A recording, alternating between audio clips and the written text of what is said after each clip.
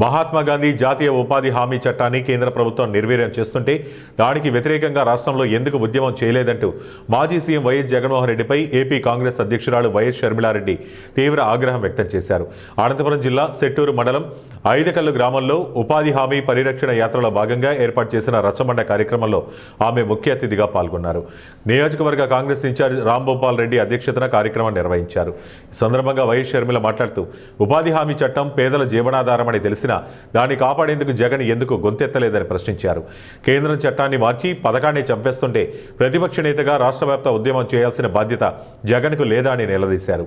ఉపాధి హామీ చట్టం రద్దయితే గ్రామీణ ప్రాంతాల్లో నిరుద్యోగం, వలసలు, ఆకలి చావులు తప్పవని హెచ్చరించారు.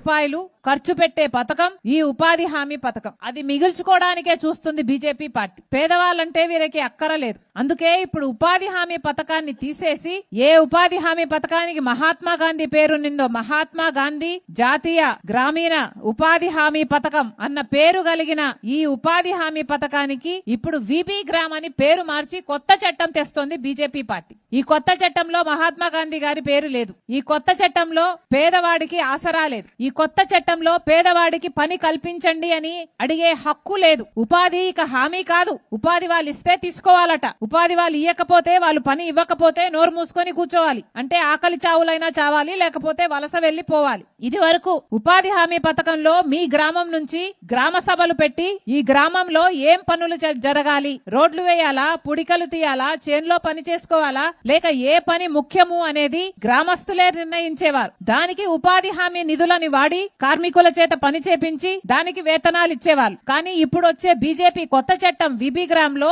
ఇవి ఏవీ ఉండవు. గ్రామస్తులు నిర్ణయించరు.